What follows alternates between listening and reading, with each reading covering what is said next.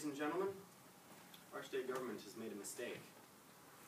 Now, us being humble, petty little citizens and still in high school, we generally tend to trust the government's decisions in general affairs.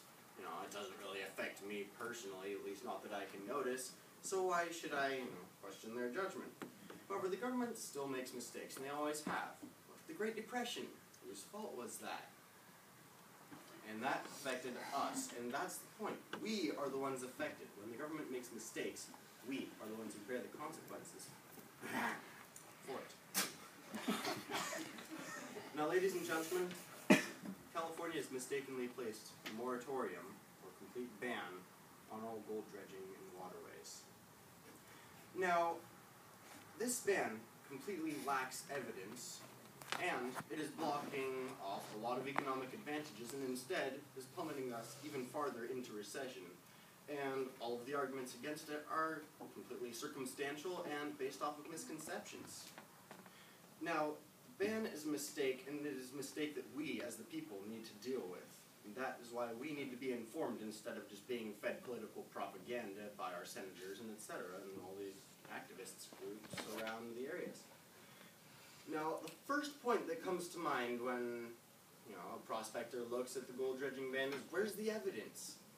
You see, the Department of Fish and Game filed a report, and that report is the basis for this entire ban. And in that report, all evidence provided was completely circumstantial, and no actual facts were provided. Nothing was brought in to show support for their claims. And now, for an example, mercury. They say that gold dredging stirs up mercury in the waterways.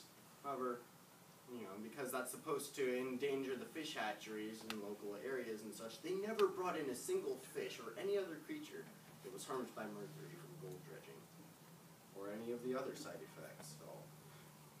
And now, their arguments are completely groundless because they have no evidence. So why is it complete law? Why can we get, thousands of dollars taken off of our pockets and spend a lot of time in prison because of this?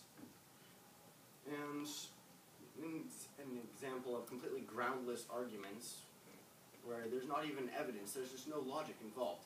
Silt deposits.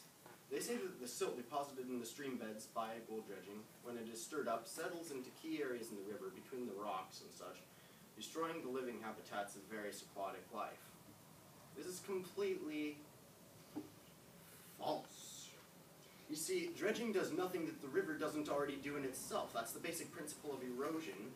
When silt washes into the river, it settles into other silt deposits, and if it settles in those areas where the current is particularly high, it gets washed out. We're not disturbing anything. The river does it all itself, and it will take care of itself. We don't need to help it. And now, both sides, it is worthy to note, agree that the Department of Fish and Game's report was completely biased and has absolutely no evidence, and both sides, activists and hippies, and prospectors in gold mining country, are alike crying out for actual evidence to see what the facts are, and yet our government does nothing. Now, a second point which comes to the mind very quickly of most gold miners and such who have been affected by this is that the economy has been heavily damaged throughout gold country. I myself have actually talked to a lady for about a half hour in Auburn who owns a gold mining shop. And she says that ever since that ban came into action, it has taken a lot of money out of her pocket and she's barely able to make a living off of it.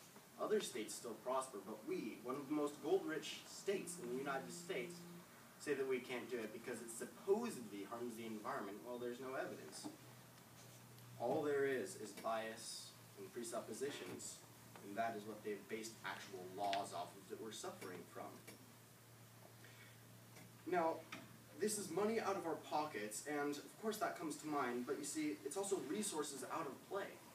Because that's not just like printing more money or, getting money from someone else. It's actually adding into the wealth of the nation instead of just continuing the circulation. You take money from your job and use it to pay your bills. There's no actual profit. Gold mining is profitable. It takes it out of natural resources, what you actually have there in front of you. And with our country in the state it is, with the economy in the state it is, it's really important that we use what we have around us, right? We We need that money to get us out of this mess that our government, once again, has already got us into. And more than that, a lot of people care about this, and it might sound weird at first, but it's taken a lot out of our cultural heritage. We as Californians were the gold state. That's what populated our state in 1849, with so many people coming over from the east because they wanted to get rich quick. And when you take away the mining business, and it takes such a toll on it so that you're using just hand tools, like these, pickaxes, mining pans, right? You know, how many people are actually going to get into the business? A lot of guys were able to feed their families off of gold mining, and suddenly they're out of business, and if they try to do that so that they don't have to somehow struggle to get another job fighting against the tide, they can end up in prison and their family would be completely lost. What happens then? And so cultural heritage also has a lot to do with the tourism. You see, gold mining towns used to get a lot of traffic, but now that they've taken that out, a lot of the allure is completely gone. And so gold mining towns are starting to go extinct. They're just dying off. You know, there's no actual natural resources to keep them supported, and that's what they were in the first place. Otherwise, they're just out there in the middle of the desert. What good is that?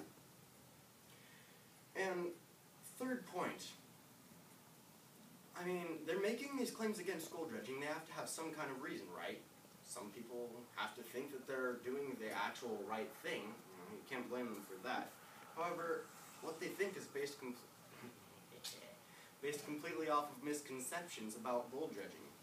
Now, a lot of the activists think that you're just going to be plowing down mountains, turning up streams, killing fish, and everything like that as soon as you start gold dredging. They think it's like running a steamroller through the wildlife. This is completely false, once again. In fact, back to mercury, dredging actually removes mercury, and the miners keep it because it's extremely valuable, especially in amalgamating gold flakes. That's why mercury was out there so much in the gold country in the first place, because they needed it to form all of their flakes into one solid piece of gold. And so when the miners are taking mercury out of the streams because it gets caught in their dredges, otherwise, what's the government going to do? Probably nothing. If they did, they'd have to fund a project to go out there and take it out of the stream beds. We're doing it for free, and we're poisoning the rivers. And also, it is very important to note, and this in particular is high in the minds of everyone, there is no funding for the ban. How can they enforce it? They have no money left. You know, and yet somehow if you do manage to get caught, you're going to end up in prison, but otherwise it's just fake. Why is the law even there when we can't enforce it? Whereas if gold dredging were legalized and the ban were lifted, they'd be able to regulate it, so sell permits and everything, and they would actually have funding to enforce it, and that funding would go to do further research, to actually observe the environment, get the facts, and then they would be able to make a decision. And for many, many years, we were able to do that successfully, and we never saw any of these harmful side effects. So in review, evidence so far has had extremely little to do with it, at least not in the courtrooms. But we know the facts, and we're doing our own research, yet why isn't anything actually changing? That's our responsibility, because we're going to be voting soon. And it's our home state. What happens to it happens to us. It's our responsibility to get out there and change things. And evil happens when good people do nothing.